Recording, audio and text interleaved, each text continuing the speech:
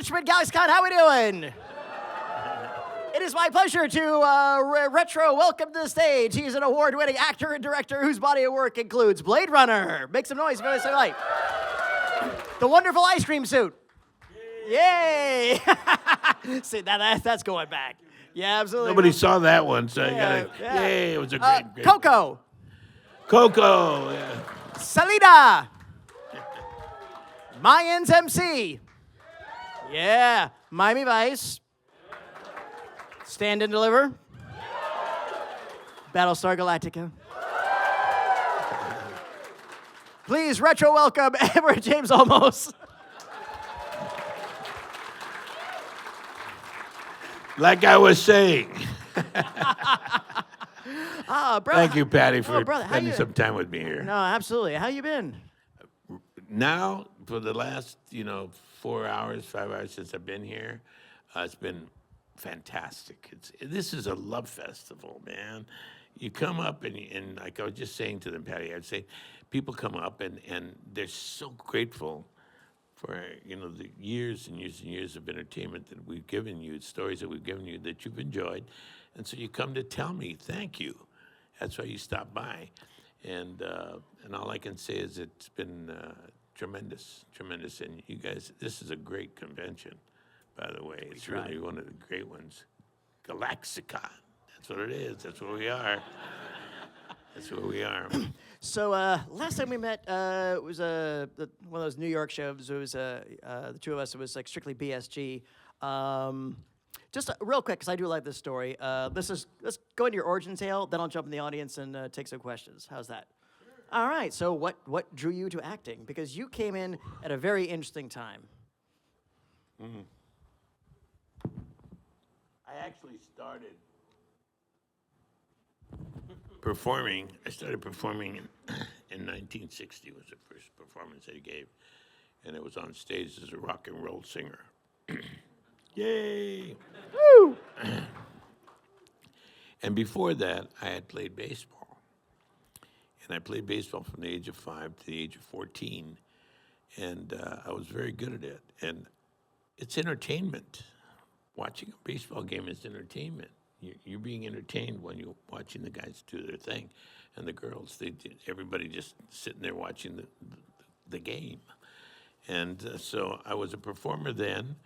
I became when I found rock and roll in 1960, I became a rock and roll singer. I saw Elvis, and I saw,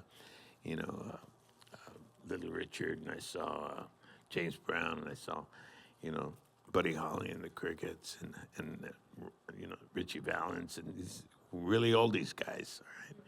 I mean, I'm old. I look good, but I'm old. So anyway, I ended up becoming going on stage to rock and roll singer. And then I went into first year college in 1964. I took an acting class to help me as a performer, just performing on stage. I said, I think I'll try getting some, it's better than public speaking. I started joining that clan of people, I said, I think I'll go on stage, and since I'm singing songs and telling stories that way, I think I'll be a storyteller on stage. And so I went and I did that. From then on out, I got the bug. And from 64 all the way through 78, I was on stage doing rock and roll or working in theater. And then 78, I hit it out of the park with a part. See, in life, you got to be lucky. And what is luck? Well, luck is when discipline and determination and really your sense of being prepared meets opportunity. That's the luckiest thing that can happen to somebody. You're prepared for the opportunity, and you go forward and you move in it, and you bang, you do it. You can do it. And so you got to be lucky. So be lucky. Be prepared when the opportunity hits so that you can turn around and use the opportunity and move forward. And that's what I did. I did it in Zoot Suit. And Zoot Suit was a monumental piece of work that ended up shooting me right alongside of only 2 other performances in the United States of American history of American theater had ever gotten close to being understood the way that this one was, because the American Theater Wing proclaimed it to be the one of the 3 definitive characters to arise on the American stage in the history of American theater. That's with Stanley Kowalski in Streetcar, and then Willie Loman in Death of a Salesman, and Al Pachuco in Zoot Suit were the 3 main Americana, true American characters that have come up and personify what we are as Americans. And I was placed in that category. I said, whoa. And people came from all over the world to watch the performance. It was quite stunning. It was different, and people really appreciated it. They made a movie about it, but the movie wasn't quite what experience it was to watch the theater piece. Theatrically, it was really, really powerful. So from then on out, I never had to audition again. And from then on out, the next thing that happened is I got the guy who directed and wrote Wolfen, Michael Wadley, asked me if I would join him and Albert Finney to do Wolfen. And that was the first film that I did after doing Zoot Suit. And while I was doing Zoot Suit, I did that film. And then right after that, I did Blade Runner. And Yeah. some of you remember, Too Bad She Won't Live, but then again, who does? And the little origami pieces that ended up becoming, and it was a very small little role. I wasn't supposed to do anything. I had very little dialogue. I wrote the line, "Too bad she won't live," but then again, who does? When I was on top, and I'm leaving the scene where they let the dove go, and he dies, and Decker's up on top of the thing, wiped out. And I said, I turned and I said, "Too bad she won't live, but then again, who does?" And I kept on walking. And he used it. Ridley used it, the line. And but that became, from that moment on, once I did Zoot Suit, everything kind of flipped on me. And I became able to create and take control and understand my characters, and I've had creative artistic control since 1978 of my characters. So everything you're seeing is me. Stand and Deliver, Miami Vice. I mean, they would have never been able to write a character like Miami Vice. That was strictly crazy. We went crazy because I had to work with Don Johnson and Philip Michael Thomas. So I had to get crazy and do some crazy stuff because it was different. And, so we did it, and we ended up moving forward. And, of course, Battlestar was like, launched me. You got to remember, up until the point of Battlestar, there really had not been a leading character in a science fiction film or television that was of Latin descent. First one. And even the last name, Adama, Guillermo Adama, Bill Adama, William Adama, that's a Latino name. And so, we never said anything about it, but, it was perfect. And I remember they had asked me to do Star Trek right after they killed Kurt. Commander Kurt, they asked me if I would come on and be the commander of Star Trek, and I said I can. And I've done Blade Runner, and that to me was just like zenith, and I'm moving in another direction, and I was at that time, and so I really don't want to do Star Trek. And because it's a great show, and it's a brilliant show, well written and performed, but I had other things that I needed to do, like Stand and Deliver, like, the Ballad of Gregorio Cortez, which is somewhat, not very many of you have seen that movie, but you should. It's arguably the best film I've ever made in my life. The Ballad of Gregorio Cortez. Criterion has it on their channel. But then again, remember I told you asked me one question, I'll speak for 28 minutes? That's totally true. I think first time we chatted, you told me that Stand and Deliver was the most watched film in America. Yeah, it was really, and you know, that's not me saying it. Well, yeah, but They you told told me me. that. Yeah, Yeah, you they told told me, and I told you. But you know, what happened was this. Okay, how many of you stand and deliver? Raise your hands. Okay, and how many of you saw it at school? You notice that the majority of us saw it at school. And what it was is that in 1987, 88 is when the film came out, 87, and I was nominated for Academy Award in 1988. And that being, it came out, and from that moment on, that movie has been shown by tens of thousands of teachers for the last over 40 years now, every year. It's like, you know, how many of you read Catcher in the Rye?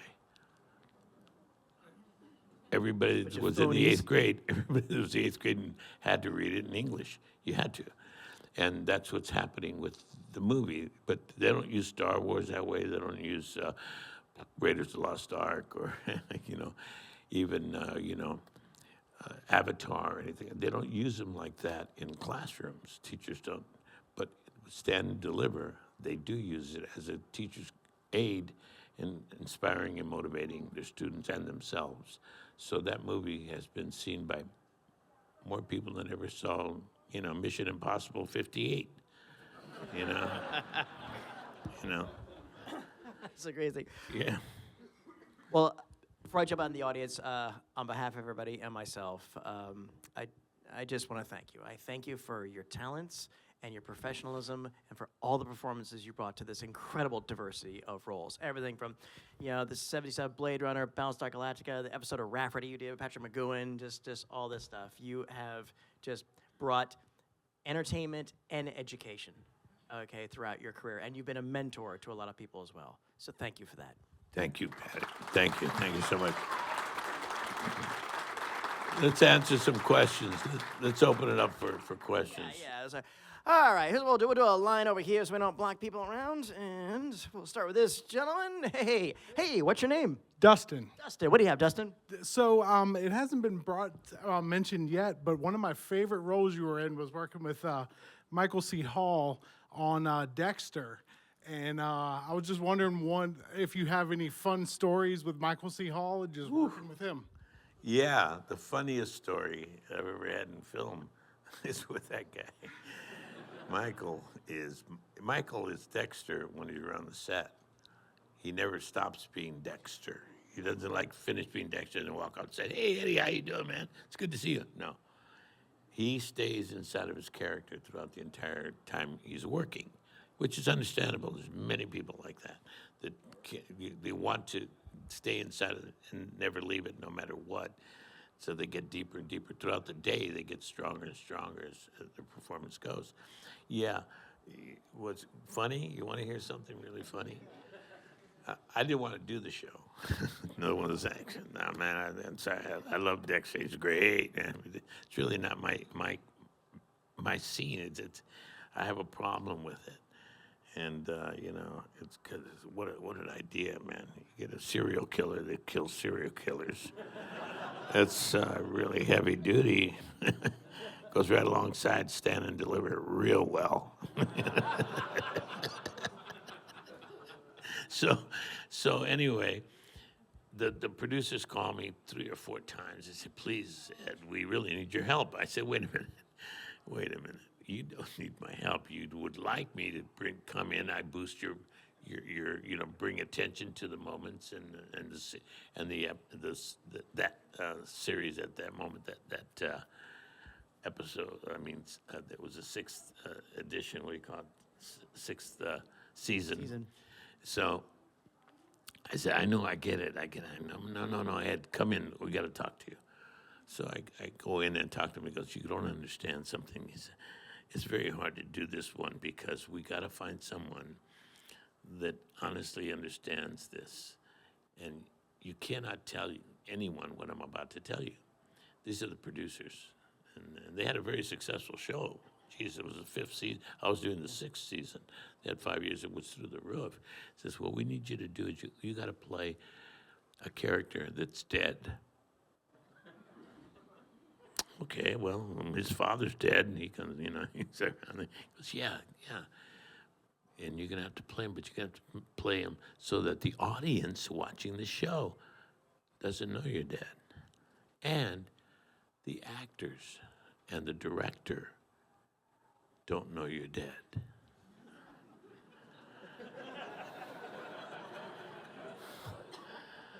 And then I started to realize, Patty, what they were talking about. I said, wait a minute. No one's going to know. What? It's the same thing that happened to Decker. Decker never knew that he was a replicant. And then when he found out after the show was finished, and he finished Blade Runner, he ended up finding out that he was, quote unquote, a replicant. And he said, bullshit, I know replicant. He hated it. He hated the idea. But anyway, in my case, I was supposed to be dead to everyone, including everyone on the stage and set. Everybody. No one was to know. So I said, wait a minute, man, how in the world do you do this without telling the directors? How are you going to tell them? No, we can't. If it starts to get out, then it'll change the chemistry and it'll change the situations in the scene.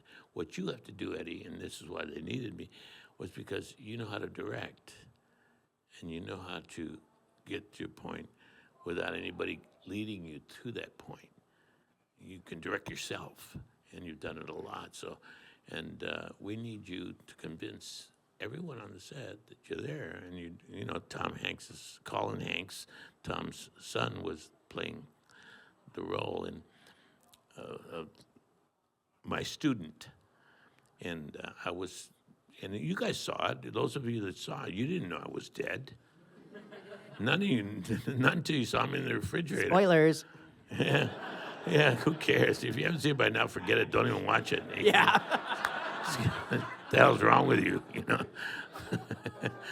So anyway, what ends up happening, and this is what the funny part was, Michael didn't know, and no one knew, including anybody, until I came out and he opened the damn refrigerator, the ice box cooler that they had me in. He opens it up and he looks inside, he sees me, and he goes, oh, shit. Whoa. So I was never there. I didn't do any of that. And that was the whole idea of the performance, was to make people, including the audience, especially the audience, never know that I was really not there. And they like Michael, have to experience that moment of saying, oh, man, it wasn't him, it was a Collins character, Collins' character is the one who did. The kid has been killing all the girls. We were killing women, young girls, chopping them up and putting them, oh, Jesus. I said, this is not my idea of a really good time, guys. But you're not there, Ed. We need you. So I did it. I did it. I ended up doing There you it. go. Thank you. But don't watch it. Hey, what's your name? My name's Neil. Hey, Neil. Here's my question. I first started watching you when I was a teenager in Miami Vice. So my question is, how did you get that role, and did you realize what you were getting into? I got a phone call on a Wednesday night afternoon. It must have been about 2 or 3 o'clock in the afternoon. I get a phone call from Michael Mann. Michael Mann is the man who literally produced the picture, the series, and at that time they had done 4 episodes. And the lieutenant, if you remember well, was shot on the fourth episode and killed. And so now they had to replace the lieutenant. And so they wanted me. And I said, oh, Michael, I can't, I'm sorry, I can't do your show. I wish I could. What do I want to do? Oh, Miami Vice. Even the title got me and said, well, boy, Edward Olmos, Miami Vice, doesn't work. So that being said, I said, I can't do it, Michael. I wish I could. Thank you so much. And he gave me an offer, big one. And it was more money than my father had made in his lifetime of work. Now, I'm not a rich guy. I never was, and I hadn't made really big bucks yet. Even doing Blade Runner, I didn't get like mega bucks. I didn't get mega bucks on anything yet. I was just, barely cutting into myself, and I was doing things like the Ballad of Gregorio Cortez, which cost me money because I was a producer on the movie, and it was made for $1,200,000. So, and it was really a beautiful film, but we didn't make any money on that film, and I hadn't done anything yet except for get Wolfen, which I got scale plus 10. No, I got a little bit more than that, but I hadn't really done anything. But he says, and so he offered me this money, and I said, Michael, thank you so much. I really appreciate it, but I can't do it. Thank you. And I hung up the phone. Now I hung up the phone, and my family, because we needed money. I was driving a 69 Volkswagen, green one, small one. I've been driving it since '69. This was '84. Okay, I'm still driving the same damn car, and I hadn't, I was living in my house payment on my house was $215 a month. Okay, need more? Anything more to be said? And so I ended up, they were so hurt because they heard me talking to this. They were offering me a job. I said, no, thank you very much, but I can't do it. And I hung up the phone, and my family was just distraught. My kids were crying in the other room. Why does Dad want to work? And I had to go explain it to them because my wife came in and said, you better go talk to your son. He doesn't understand why you don't want to work. And I said, how good was I speaking that loud? What's wrong with you guys?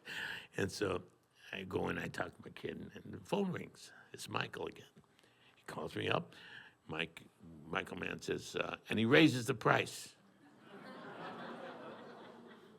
I said, I thank you very much, Michael. That's very kind of you. It's very nice. It's more money than Jesus. That's incredible.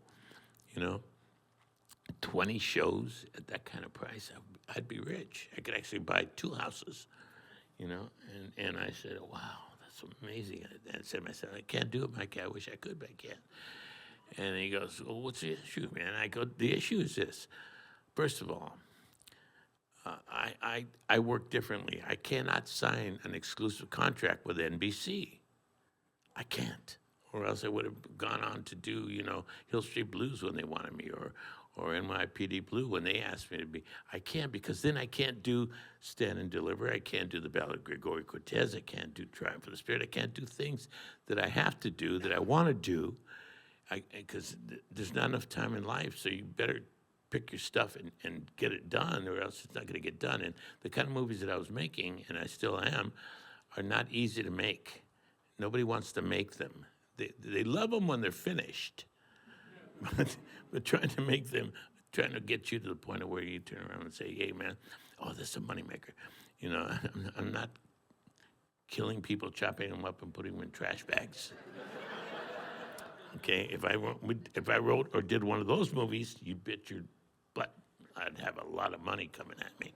But I didn't, and so I said, I can't sign an exclusive contract with NBC, and I know what that is, man. You signed with NBC at that time, 1984, and all the way, even today, they got you for 5 to 7 years contract, right across the board, right away. You have to sign that kind of contract.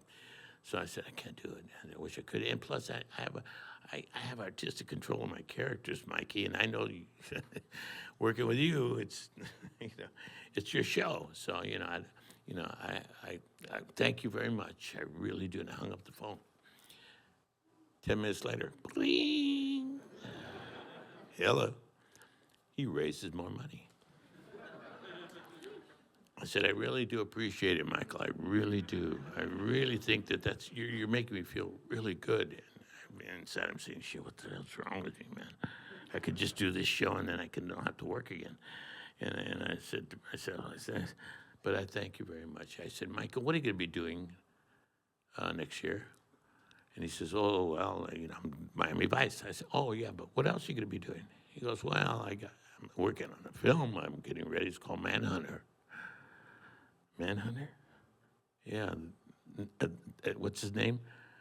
The first Hannibal Lecter movie. The very first one. Yes. The very first Hannibal Lecter movie. He was getting ready to do it in next year. I said, you're going to go off and do your movie, and I'm going to be stuck with, doing Miami Vice, and I won't be able to do my movies. So that's why I can't do it. And I thank you very much. I really do thank you. And I hung up again. 10 minutes later, bling. Fourth call. Hey, Ed. I go, hey, Michael, how are you? He goes, listen, you got it. I said, what are you talking about? He says, well, you got a non-exclusive contract. NBC will let you just give them 60-day notice that you want to leave, but you got to come back. I go, 60 days? Well, usually that's 2 months. Usually I need at least 2 months to prepare my pictures, get them ready to be able to do them.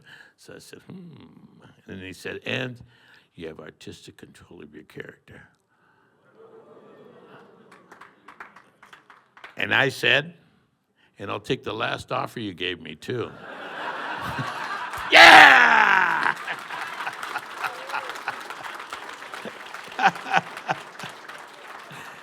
And am I glad that I did that? Because most of you guys don't even know what I did on that show. No, you don't, man. You don't know that I never looked at the guys at the first season because they were doing this kind of acting that I said, oh my God, this is Starsky and Hutch. We've done this before, so yeah, we'll go over it. Yeah, you remember? Yeah. Starsky and Hutch, he says, God almighty, these guys, he's Crockett, I'm Tubbs. The governor of the state, or the head of CIA, or the head of the FBI, or their lieutenant, or the mayor, or the governor of the state is looking at us, telling us something, and we're looking at them, and then we... Now, you know as well as I do, the audience is going, oh, they got something cooking. They're going to do something, right? Yeah. Okay. I said, I can't work with that. I can't. I really can't, because all I would have to take is one time. I turn around, I see that happening while I'm looking at them, and I would turn around and say, hey, cut that shit out. I'd have to say it in the scene. Cut that shit out. Don't do that to me. Don't disrespect me. Okay. I didn't want to do that. So, because I didn't want to throw it in their face. So I said to myself, okay, how do I do this? So what I do? Very first day I'm working, I alienated both of them. Both of them. I know, yeah. It was a great crazy. Story. Keep going. I love Story. it. I mean, basically what ends up happening is that, first of all, I was working with Tubbs, and he comes up and he's about this close to me, and he's telling me a bunch of stuff. Captain, are you gonna let this go down like this? And then I look at him, and I'm supposed to say something, right? And I look at him. Don't ever come up into my face like this again, detective. And that's not in the script. not only was it not in the script, even Don got involved. He grabs Philip and he pulls him away. And if you see the first episode that I come in on, you'll see that scene. It's along the coast. The next scene I'm doing next was with Don, and I'm in the OCB room. I'm in OCB, but I'm in my office, and we do the scene. We're getting ready, and he's getting ready. He's got to come in. He's got to put down. He's got to tell me something and put down this. Blah blah blah blah blah blah blah. Yeah, and we rehearse it, and everything's fine. Everything's ready to go, and then so they go, okay, everybody ready? The director goes, great, and I go, wait a minute, and I shut the door to my office. Shut the door to my office, and now go action. And all of a sudden, Don opens the door, swings it open, walks back out, and comes walking right in. I go, cut. First day, first scene with. And please remember, actors do not say cut. No, and especially when No. especially when Don Johnson is in the scene and he's the lead, and I'm, excuse me, Don, I'm sorry, but can you shut the door, Ed? Because we had worked together in '71. This was '84. I'd worked with both Philip and with Don, and in '70s, early '70s, and so they knew me, and so I said, no, Don, wait a minute. Just shut the door because I don't, none of the doors are closed in the OCB. Ed, none of them. They're just, we don't use doors. I go, I have a door here, okay? I don't know who you are. I don't know who I am yet. I'm just kind of sitting in a room, and I had everything in the room was taken. They had all kinds of plaques and all kinds of shit from the other lieutenant with pipes and all kinds of paper everywhere. And I came into the set the very first. I walked on the set. I told the production designer, I said, get rid of everything. What? I said, clear the room. I want it as if you're going to try to paint the room tomorrow. Get everything out, except leave a little thin canister of aspirin right on the desk. That's it. Just a little thing of aspirin, that's it. And he goes, okay. Just like the wardrobe department when they were trying to put me in a Gucci. Yeah. And they wanted me to wear Armani. They wanted me to Valentino. They wanted me to, dress up like them, high style.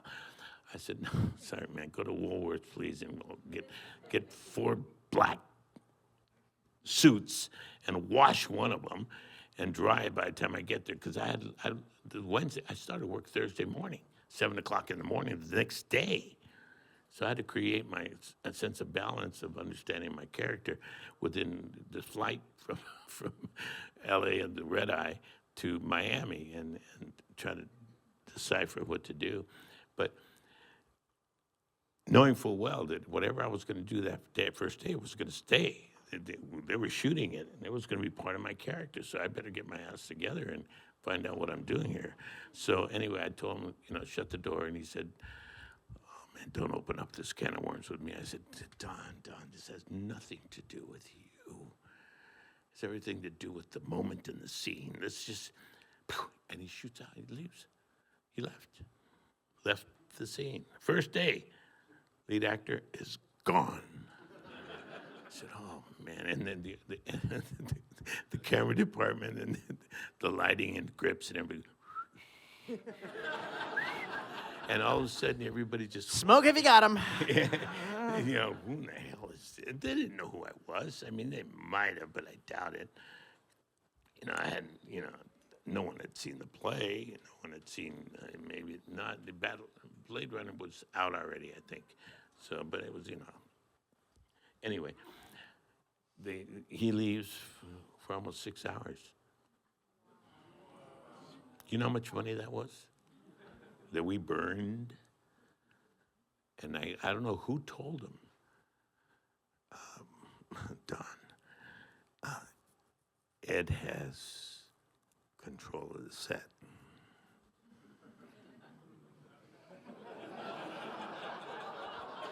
Nothing more needed to be said. He came in, and when he came in this time, the door was shut. He starts action. He bashes the door twice with his hand. Boom, boom. Swings it open, swings it, the thing hits the side.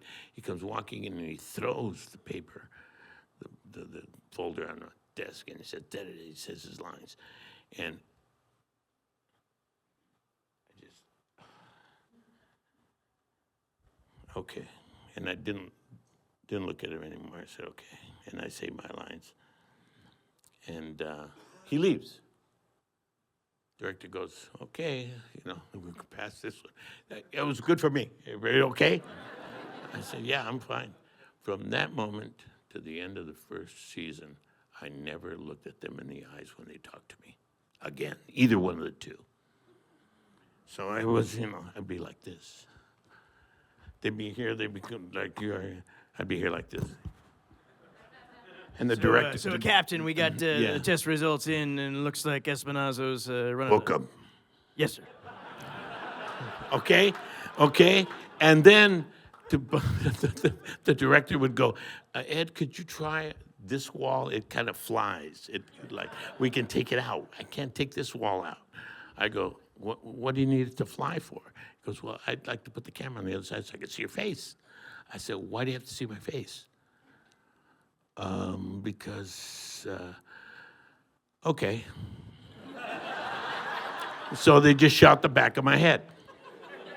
And that's what they would do. And so, pretty crazy, but that's the truth. That's exactly what happened. So, Absolutely. welcome to Miami Vice. Yeah.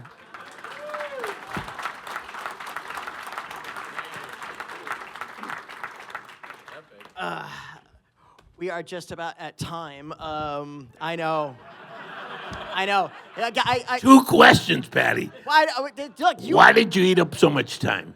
What's wrong with you, man? You come up here and you start doing a whole thing here and you start acting it out. Oh, my God. Thank you, Patty. We're quality over quantity. You are such an amazing rock on tour. You always have been. Yeah, I know. It's so. I'll tell you what. What's coming up on the docket? Next, yeah. oh God, That you're allowed to share. Yeah. This I'm very proud of it. I'm doing a love story. Yeah, I'm not. My son and my future daughter-in-law are the ones that lead the movie, but I play the father of the lead, and it's a love story that takes place during the Second World War. And it's the beauty of it, it marries a truth that no one has really touched it. They touched a little bit, take that back. Alan Parker did a movie that with Randy Quaid that touched it, but he didn't touch it. It wasn't about the concentration camps here in the United States of America during the Second World War. It deals with a Mexican-American family and a Japanese-American family.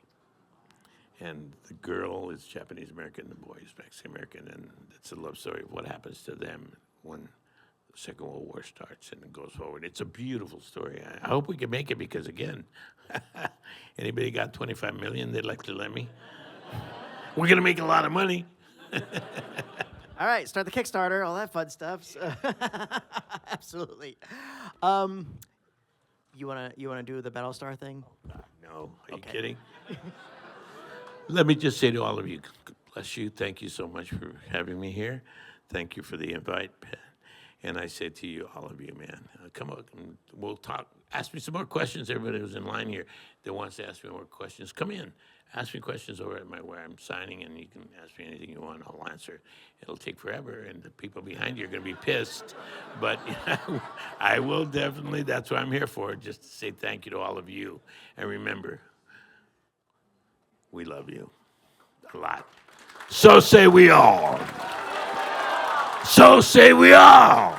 Say we all. So say we all. So say we all.